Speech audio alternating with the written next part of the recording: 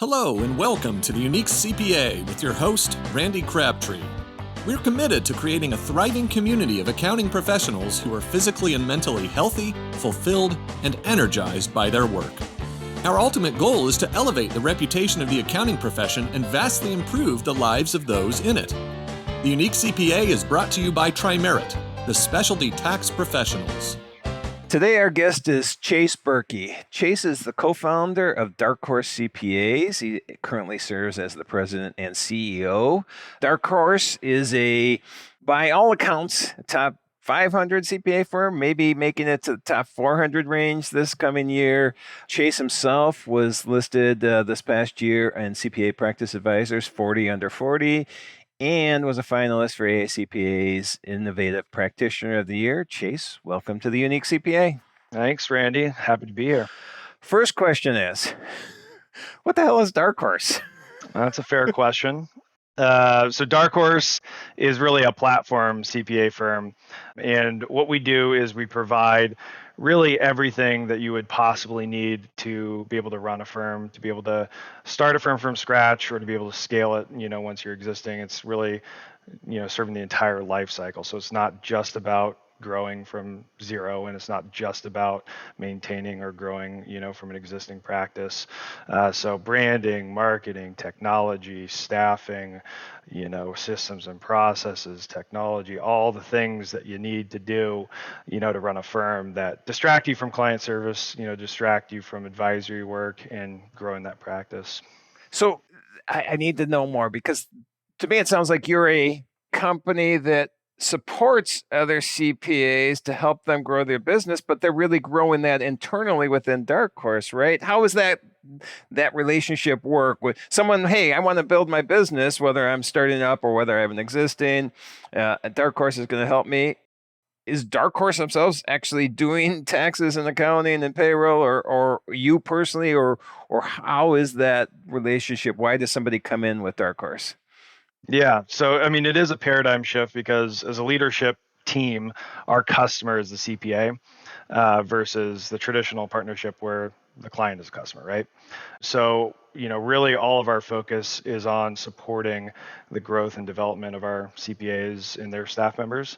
So, we're a C corporation, so everyone is W-2. So that's kind of the general structure. We do a lot in terms of stock options for folks to be able to buy in at all levels, to have that level of ownership in what we're doing. And a lot of it's performance-based, as is compensation and all of that. It really is, a different way to look at a CPA firm. Instead of trying to control quality from 7 levels of review, our mindset is more, let's give folks the tools and the resources, and the platform to collaborate with other CPAs, to be able to get quality right on the first go, as opposed to trying to fix it on the back end. So yeah, in a lot of ways, it's just, we like to call ourselves the anti-CPA firm. And I like it. And I'm getting the hang of it. Mm-hmm. It is a total change from structure, which I love. I've talked, Blake Oliver from Cloud Accounting Podcast, he and I have talked about, structures of CPA firms. Do they need to change? I think that's a hot topic with him. Daniel Hood from Accounting Today posed the question, do we need CPA firms? Kind of as a, hey, he just wanted to get people's reaction. So I think there's the thought process out there that it needs to happen, but you're making it happen, which is the awesome thing. I still want to kind of understand that. What's your typical? Is there main 2 models? One is I have a firm already and I need help, so I come in. And another is, hey, I want to start a firm, so I reach out to Dark Horse and they help me. Are those the 2 main ways people come in with you? Yeah, so 2 pathways to become a principal of the firm, yep, which you can think of as a partner in a traditional partnership. One is through our accelerator program, where folks are typically at a manager, senior manager level at a traditional firm, and we build them from scratch to 6 figures in a couple of months. We're essentially utilizing the marketing engine that we've created through digital means that are driving qualified inquiries through our website, phone call, a number of different sources, coaching them up on how to have that conversation. We find a lot of folks have never really been in that seat when they join us. Maybe they've shadowed a partner, while they've done some of that biz dev work, and have kind of observed some of that stuff by osmosis, but have never really had the opportunity to operate in that seat. And if they have had no training on how to do that. So one of our VPs is kind of God's gift to sales, in my opinion. And so he's able to work with them to really help them find their voice, help them articulate their value, make sure that they're, having the client or prospective client feel heard, and just really the nuts and bolts of how to do that. And then reviewing with them, reviewing recorded calls, so you can get into the X's and O's, this is what they were asking, even though they said it this way, this is how we want to approach that. All that to say, we work very closely with those accelerators, while they're growing and developing professionally and growing their practice. And so as a result, they've been able to grow really quickly. Some folks have gone through the program in as little as 3 months. Others take closer to a year or somewhere in between. But once they get to a certain revenue level, then that's kind of the benchmark.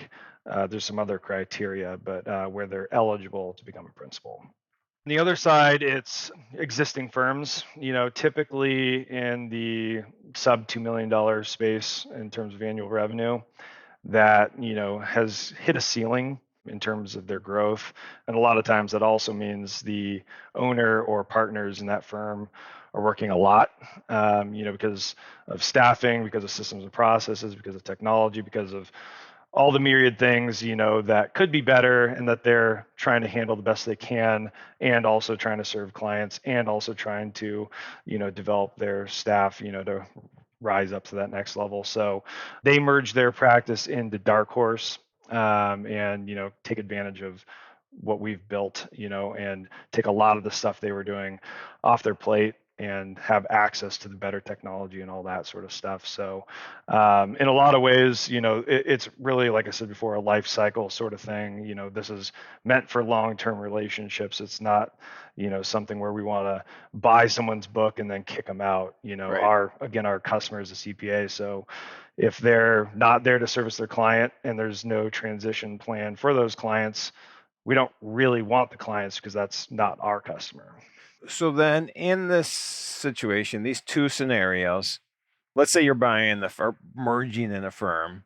Mm-hmm. Are they principal immediately, or they still have to hit certain criteria that you've set up? No, they're principal immediately. Okay. They get a stock option award, and then there's an annual grant formula too. But we vet very hard before we merge in a practice. And there's been a number of practices we just haven't merged in because it wasn't the right fit. Okay. So it's a long process, and it's also a lot of moving parts in the transition.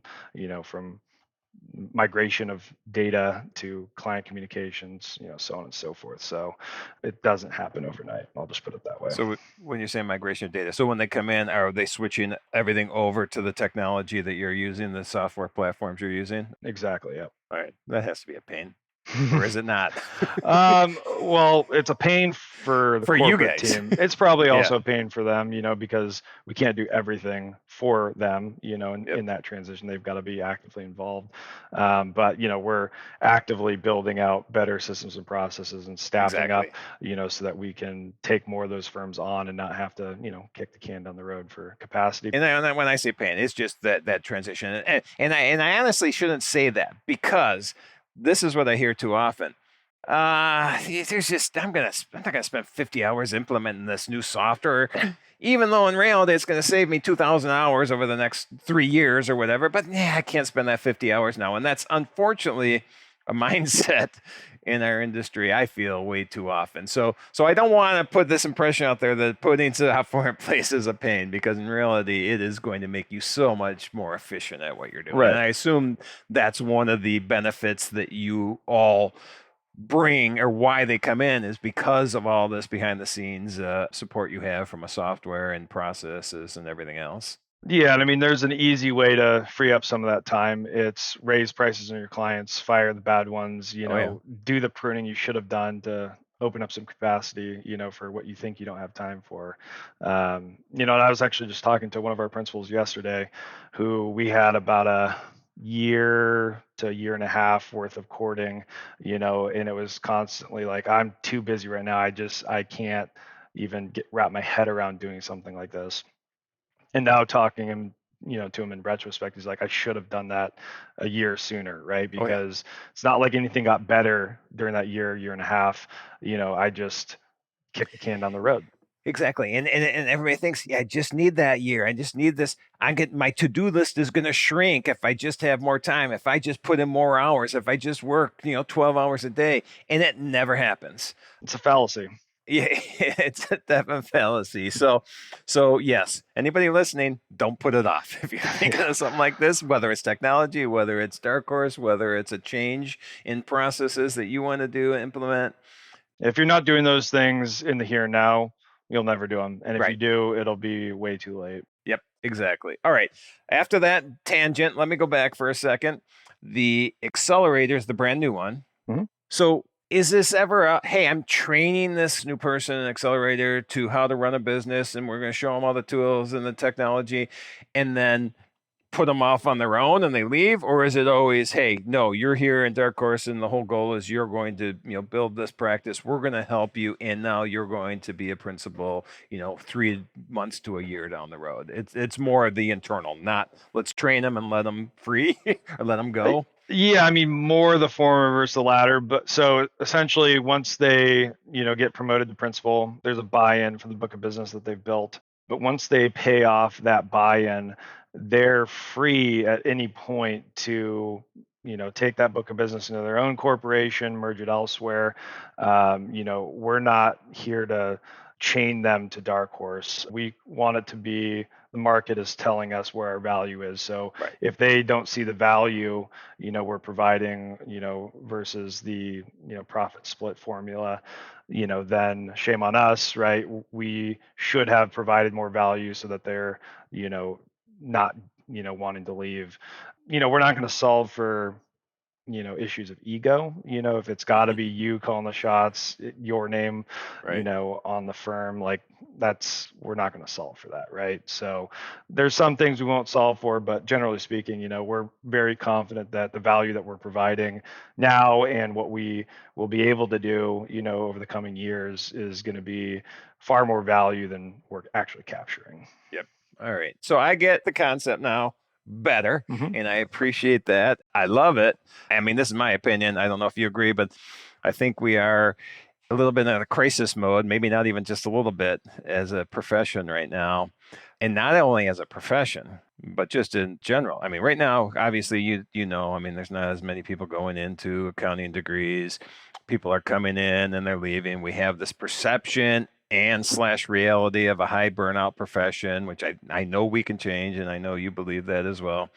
But without accountants, a lot of things can get, I mean, we need accountants. So it's not just a profession that's a little bit in a dilemma right now. It could be the economy without accountants. Maybe I've got a high opinion of ourselves, but I believe it. Yeah, well, no, totally. I mean, there's a reason we are employed, by businesses and individuals. We serve a very critical function in the economy. Right now, it's easy to look at, okay, the supply and demand factor, there's way more demand than there is supply for services. So we're going to jack up our rates, live high on the hog. But there's going to be a time, maybe 3 to 5 years from now, where technology gets to a point where it compresses and marginalizes compliance work, and more non-CPA firms are able to enter the space, and then that talent equation is balanced out by the non-traditional firms that are able to service at least that compliance need. And so it's sort of an interesting inflection point we're in, right? It's like there's not enough talent right now. There's a lot of clients. Yep. We can charge what we want. So the end result for partners is they're making a lot of money, right? Because they've got pricing power. But when you look at where we're going to be in some number of years. It's like if you get high on the hog and just comfortable, and all of your work is compliance oriented because it's high margin and you're just turning and burning, you're going to find a rude awakening when those fees start to come back down to earth and maybe go below historic norms, after inflation. Yep. And you haven't set up your practice for advisory and the skill set you need to be relevant in the future. Well, that's a good segue because I was going to ask about the types of services then. I mean, traditional CPA firm, but I'm assuming I'm making an assumption. I should just ask the question. You're not a bill by the hour firm. No, I mean, there's certain circumstances where we do, just because it's hard to, for example, flat price an audit, not knowing if it's going to be 100 hours of work or 5, Right. depending on who the auditor is on the other side and what level of sophistication they have and how deep they're going to go into certain things. So some of it is hourly billing, just because there is no way to either value price it or to accurately predict our time. Yep. But 90 to 95% of the work is value price. Value price. How about subscription? Does that come into play? Is that part of the value formula? Yep. And, we're endeavoring to move more and more towards that, right? Because it's just a lot less transactional, when it's once a year, when it's something that's hitting their account monthly, it requires you to constantly be adding value to their situation. So we want to make sure that these subscriptions aren't a payment plan for an annual invoice, but they're rather, an ongoing set of services. So you just sounded like Ron Baker there. Have you read his new book or? I heard him talk recently, and he was able to put into words what was in my head there. So yeah, Ron's great. He obviously he's looking to change the profession as well. And he was on the podcast recently. He's been on a couple times, but he actually spoke at our conference too. But I always just enjoy speaking to him or listening to him. He has some great insights. He's able to instill truth in a way that is kind of like, oh, yeah, you're right. And someone else says something differently, but is the same thing. You're like, I don't know. But he's got a way about him. Yeah, he definitely does. All right. So you just mentioned we just segued into pricing and you were talking about the billing. I think you were working there too. Is this then when you set these up, are you billing people monthly then? Is this automatic payments? You're not waiting for checks. You know what's coming in each month. How do you handle billing? Yeah, so I mean, we've got a best practice way that we, push people towards, but there's a level of autonomy that folks, are afforded at Dark Horse. We don't want to control and micromanage how they run their practice, because that's a big differentiator for us, is as opposed to merging into a large traditional partnership where you become really middle management, even if you have a partner title. This is about, you being able to still design the lifestyle and the clientele and how you're going to work with them, where we've gotten, I guess, maybe more sophisticated through experience, is just that there's a certain lane that we need people to operate in, from a technology and systems and processes standpoint, because if we want to leverage the collective and add value to everyone's practice, we've got to have people doing things in a consistent fashion, so that we're not doing one thing that helps 2 practices out and helps no one else out. Okay. So we've gotten more towards, the side of getting people marching kind of the same direction. But when it comes to billing, our best practice and the way that we are coaching our accelerators and our existing folks is ignition, get the payment up front. Okay. Automate it. Right. All right. That makes sense. I think that's definitely the way to go. And I probably should have went this way a little sooner, but let's go back again then to when people want to be part of Dark Horse and your leadership team, your client is Dark Horse, or the people coming into Dark Horse. And I guess first question is, how many people are just concentrating on building or supporting the Dark Horse, advisors or individuals? Yeah, our leadership team, I think, is 8 or 9 of us right now, and that has doubled, in 2022. So that's going to continue to grow, as the business economics allows for it, and having people, in more defined roles, because when we first started this, we were all wearing a bunch of different hats, so Yep. as time goes on, wearing fewer hats, but always a dark horse at, right? I was going to ask about that. Yeah, yeah, and making sure that they're the expert in their area, so they can give that next level of support, to our accelerators and principals. Okay, and then I want to talk about then that support team. What are the support items? I mean, you're bringing in, and I read, and you talked about inbound sales too. You're bringing business to them. So why don't we talk about business development then? How are you doing that for these people, or are you in general? Yeah, so it's a heavy digital focus. So we've spent a god awful amount of money on our website, and That's a technical term, right? yes, that's Okay. quantifiable, I believe. All right. Yeah, so a lot of money, more than I would care to, but nonetheless, these things aren't cheap and they don't happen overnight. Right. They require a ton of your involvement. You got to have a reason for it, right? Most CPA websites are a glorified digital business card. But, so we've built the website in such a way that communicates who we are, who we work with, how we can solve, folks' problems. Also, making sure that they're aware of what our pricing is. It's not going to be exactly this is the price, but it might be a range. But making sure that the price shoppers of the world that are just looking for the lowest price are pushed away from us by what they see there. So we're really dialed in on the SEO and paid advertising side to make sure that the sort of inquiries we're getting are the types of clients we want to work with, then making sure that they get directed in our website to what our pricing is, how we work with clients, so that the folks who are going to object to that are not wasting our folks' time in those initial consults. So, essentially, our accelerators, for the most part, are on a rotation of taking these inbound inquiries. So, people are inquiring through the website, setting up initial consults. We're stepping them through the game plan of how to do those, proposing, engaging, kind of the whole thing, right? So, in a lot of ways, that's kind of the majority of how they're building. But then there's obviously tons of referrals from clients, from other principals who have something that came to them that they just isn't in their wheelhouse or something they want to do that they're sharing with everyone else. So it's really about reciprocity and collaboration. And it's not just referrals and leads, but it's I don't know anything about inside versus outside basis in a partnership. I'm going to ask a question, and then someone who does know that will say, "Hey, I've dealt with this. Here's a client. Take a look at their tax return, the work papers, and then let's get on a call and address any questions you have." And so it's super important that the folks we bring into Dark Horse, and this is part of our evaluation, whether they're an existing firm merging in, an accelerator candidate, or even someone who would support a principal, is making sure that they're very much aligned with participating first and consuming second, meaning if everyone's orientation is around helping and providing answers and insight, then there's a lot more to go around for everyone. So, if you're someone who wants to come in and just consume that and not actually participate in that conversation, just not a good fit. Right.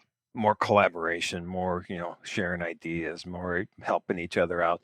Because it's a big thing that, any small firm, especially when you're first starting out, struggles with. It's, accounting and tax are such vast fields that it's like feeling the obligation as a general practitioner to perform a colonoscopy. It's like, could you learn how to do it? Maybe. Should you? Probably not, right? But we're held to a different standard just because there's not enough awareness, from the public in terms of, like an attorney injury law is one type of law, Right. Employment law is another. And, people know is like, if you're not in that area, they shouldn't go to you. They don't have that awareness of us. But so the point being that to be able to have other folks to collaborate with, and if it's something that, you can't just learn from them, in an hour or two, you might joint venture it and say, hey, I'm going to have this person come in and help me out in this engagement with this element, so you're not in a position where you feel like you might be, subject to a liability claim or just not serving the client well and having to turn that business away. Okay. And that's a good point. I was thinking this question then. So that collaboration, all that, when these businesses merge in, I mean, it almost sounds like they're building their own business, but it's not. We're still all working together. This is not, we have segregated 10 different CPA firms within Dark Horse that are running independently. It's still a whole team effort, right? And Yeah. how do you create that then? It's just the atmosphere you guys put in still. Yeah, I mean it's a blend, right? Because ultimately as a principal, you're responsible for your clients, your supporting staff members, that doesn't go away. It's not like we absorb Yeah, that. and sorry to cut you off, but I'm old, so I'll forget this question. Your staff. Do you have a specific staff, or is staff shared between all the principals? So the way that it works, generally speaking, is that our folks have dedicated support team members. So, it's less of a pooled approach like it is at a traditional partnership where, one person might do stuff for 10 different partners. You have fully dedicated folks that you're the one who's hiring, right? We're not placing them for you because it's got to be a good fit for your practice. Okay. But that's on their P&L. They're responsible for managing, developing, and growing those folks. We help them in that process because a lot of times it's an underdeveloped muscle for folks because they don't see it in a traditional accounting firm. All they see is, someone tells me to do something, I do it, they give me review notes, I get an annual review, and I got to just figure my way through this, right? And there's so much more that goes into developing people. Okay, so I sidetracked us. You were going down the line of these principals and how they run their practice. I think that's where we're going, right? Yeah. So I mean, ultimately, they're responsible for their practice, right? But we're one firm with one mission. So it's a bit along the lines of, okay, you might be a state, but you're still an American, right? You might be a Nevadan like I am, but I'm still an American, right? And I don't discount what's important to the country because it's not specific to my state. So it's a similar dynamic in that regard. And everyone participates in the whole, they've got stock in the company that has a value attached to it. We have a 409A done and people can see that grow. There's a financial incentive to be tied into the firm at large and also to be a part of where we go, right? So for example, we identified that there was a huge bottleneck in everything that led up to being able to prepare a tax return. So all the back and forth with requests, with follow-up questions, so on and so forth. So we got a committee of our principals together and said, hey, we need to solve this. And driven largely by them, we were able to source the right SaaS company to solve that. And we spent, between our team and their team, maybe 750 to 1,000 collective hours, getting this to a point where it was asking the right questions in the right language with the right automated touch points and follow-ups and automatic exporting where it needs to go. So the folks that volunteered for that committee, got to be a part of shaping the offering and what we're doing here. We even give a RSA to the principal who was really leading the charge there. So, all right. So I'm getting so many questions running through my head right now that we could go on for 10 hours, I think. But I want to hit some of these in addition. First, how many principals are there? So, well, as of February 1st, which it'll probably be in arrears by the time folks are listening to this. Oh, yeah. We'll be at right around 30 at that point. Okay. All right. Mm-hmm. And how many people overall? 100 people overall. We've got 25 of those are in the Philippines. So we've got a actual corporation over there. So it's not just through, a outsourced agency, so to speak. And we're looking to build a service center there as well, so that we can have a supplementary source for folks to get kind of that core bookkeeping and core tax work done, as well as training folks from the ground up the way that we want them to be trained so that our principals could then hire them out of that service center and have someone who's a lot more plug and play. Right. Okay. Yeah, that makes sense.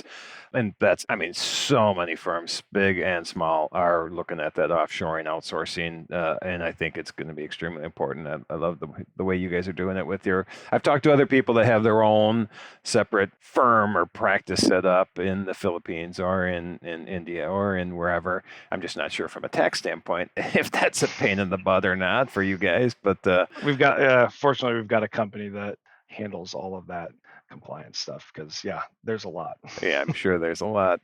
All right, so I want to go back to this whole the principles and their practice within the practice. I don't know if I'm saying that right, but kind of that's how I'm envisioning it. Mm-hmm. And then tying that in with back to where we were talking about business development.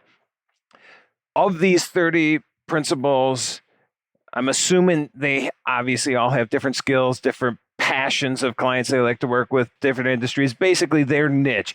Do most of them have a niche expertise? And then when these sales come in or these potential new clients, are we somehow addressing them to, hey, here's our real estate expert, we should get that over there? Or it's the first question is, niche, is that a thing?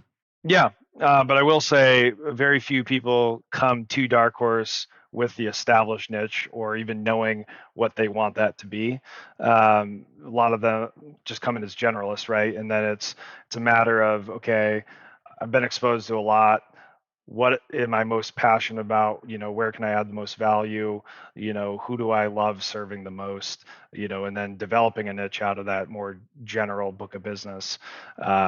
One of our first accelerator that we hired back in 2019 when we were really in our infancy stages decided that his niche was going to be cannabis. So we're launching a full website around cannabis with separate branding and all of that, to support his endeavor into that space, and making sure we're driving the right sort of traffic his way. So, yeah, I mean, it really, as time goes on, it's going to be more of a collection of niche, Right. There's always going to be generalists, but it'll be a collection of niche that services, the broad swath of clients out there.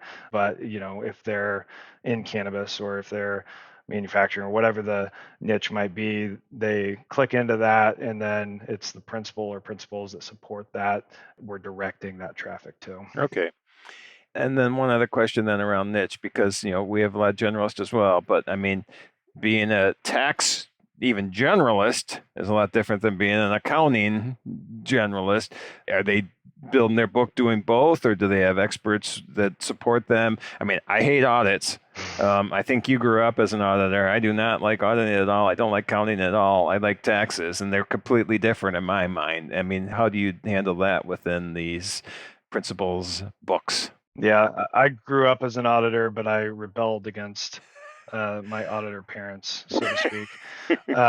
So we actually don't do any audit or review or any attest work, although we have some folks that do some level of that in a separate entity.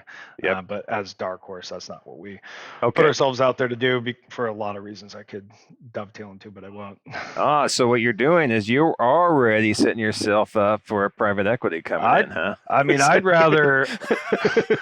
I figured that you don't have to answer that. We can cut this out if you want. I mean, I'm not, so interested in private equity just because I don't feel like I have real clarity on what the ultimate vision is of that. Agreed. But I do have a lot of interest in IPOing at some point. So. Okay. And that's, do you need that for that purpose? Would you need to have the attest work separated from? Yeah, I mean, CBiz is kind of the template of that, where they have their audit practice separate from, the rest of their work. Right. And so, that's really what private equity is doing in a lot of cases, right? Because they can't invest in the, CPA firm, the attest side of it anyways. So that's kind of becoming any capital, that's coming into CPA firms, whether it's private or public, needs that structure. Fortunately, we don't have to parse those things apart because we don't have, that attest practice. But okay. All right. And that's it. I was thinking private equity when we were talking earlier too, because when you're talking about 3 to 5 years, when everything becomes, so automated in certain things that you need to be more of an advisor. I think private equity that's one of the things that they're going to accelerate because they're obviously going to spend money on, being as efficient as possible because that's what they do. And so to compete, we need to be doing the same from a technology standpoint. So I feel like I'm jumping all over. It's just that I'm so intrigued with what you're doing. I'd love to dig into more of the technology as well, but I don't know if we have time for that. I mean, obviously you have a set of software packages that you transfer everybody into when they come into Dark Horse. And do you want to expand on the technology aspect and how that helps you guys? Yeah, I mean, it's obviously getting the right apps. That's a good or major component of it, right? So you're working in the best in class app as opposed to a Thomson Reuters suite or a CCH suite. Not to throw shade at them, but typically they've got one product they do really well, which is oftentimes their tax prep software. Yep. Some apps they do okay, and then a lot of just garbage, to be frank, right? So, but people will get into those suites because they're integrated and they don't have to find the other things, the other apps to supplement that. Right. So, we feel confident with the core apps we have, and we got to those apps not by just saying, "Ooh, this is a good one. Ooh, this is a good one," but more so from the standpoint of designing what our workflow is, what it should be, what apps are going to support that where in the journey, to make sure that we were looking at it from that standpoint versus trying to reverse engineer that on the back end by getting the apps we thought we needed and then realizing, it wasn't the ideal stack for how we're trying to do our work. But it's so much more than app selection, right? It's getting the apps customized to do the right things. Very few apps work the way they need to off the shelf. HubSpot is a great example of that. If you take that off the shelf and don't do anything to it, it doesn't do anything for you. So it's getting that level of customization, obviously making sure people know how to interact with the app. It's about connecting them. It's about creating automations, either through API, low code, or even RPA where, the API or low code doesn't work. But, it's how you tie all that together. It's how you design a use case around it, how you get people familiar with where these automations occur, what triggers them, so on and so forth. I mean, we're not trying to build proprietary software like a proprietary CRM to replace HubSpot. Like, there's no reason for us to do that because HubSpot is a great app and they're well funded to continue that product roadmap, right? We just want to layer on top of it, and customize it for our use case so that we're really operating as efficiently as we can throughout the stack. And also, we're working on creating our own operating system where we bring in all of these apps into a centralized place, to allow for single source of truth and a single touch point area to really use the core functionality of kind of all of that. All right. So like I said, I am so intrigued. I could keep going for another hour and I want to. I think maybe you and I are going to have to talk, but we might have to do a part 2 of this because it is anything that'll help this profession. I get so intrigued with. But we're going to have to wrap up today, unfortunately. Believe me, I'm going to start crying after this because I want to talk more. But we could put the to be continued ... at the bottom of this. We'll do that. We will do that. I'm sure Justin, who does the editing, will definitely do that. So why don't you give us a wrap up what we've talked about today, or highlight the important things that maybe we missed, or just give us a little a bow on top of what we've done so far. There's a lot of areas I could go with that. This might not be as summarizing, but it's been a big thing that's been on my mind is really just intentionality. And I say that because we can do everything we possibly can technology wise, systems and process wise, staffing wise. We can give you everything you need, but if you don't build with intention, all that is still going to result in working way too much. You might make a ton of money because you're super efficient, you charge the right prices, but there's a human element that is a really big focus for us, because if we're not helping people read the label if they're inside the jar, then ultimately they're going to get to a place of burnout. And I think as a industry, as a profession, that's the existential crisis out there, is how do we design firms that don't encourage burnout or don't enforce it. Yep. Force is huge. Mm-hmm. I think that is a big part of part 2 of our interview, because that is one of my biggest passions right now, is talking about burnout in the profession and how we can avoid it. And if we don't avoid it, what the problem is. And I share my personal story. So it's a lot of fun to talk about, because I think I see it helping people. Mm-hmm. All right. 2 final questions. And the last one will be contact information. But before that is, and the funny thing is, when I was starting to research you for this, I'm like, oh, I got to introduce you to John Garrett. You would be great for a show. And then I just found out you were on his show recently. So, yep. But the final question that I have, and I did not steal this from John. What's my end? Well, it's basically what I asked from the beginning, is what's your outside of work passion? So yes, your and, which I know what you said on John's. I assume it'll be the same thing, but what do you like doing when you're not working? Yeah, I mean, I am an introvert, so part of that is just some me time. A lot of accountants can probably relate to that. Yep. We have to turn a switch on, at certain points of our day, but I recharge, in solo time and time with my wife. But I love to golf. I love sports, especially football. I'm a huge Oregon Ducks and Seattle Seahawks fan. And spending time with friends and family, traveling, and just mixing it up, because I'm in this house working too many hours as it is. So you're not supposed to be working that many hours. That's the whole point of what we're doing, right? I know. I should just take my own medicine. Exactly. That's what I say sometimes. So, all right. And then finally, if people want to find out more about Dark Horse or you, I didn't even get to ask you about the hat today, so we'll do that next time. But if they want to find out more about you and Dark Horse, where would they look? Yeah. So on the accountant side, in terms of how we're serving accountants and, what our model is, a betterway.cpa is a website to find that out. Our client-facing site is darkhorse.cpa. But, if you want to really start a conversation, you can fill out, a form on a betterway.cpa, or just reach out directly to me on LinkedIn. I'm pretty easy to find. My name is unique enough that if you search for it, you'll find it. All right. Well, thanks again, Chase, for doing this. You and I will talk after, but I think we'll schedule this again. And just, again, thank you so much for being on today. Absolutely. Thanks, Randy, and looking forward to part 2. Thank you for joining us today on the Unique CPA.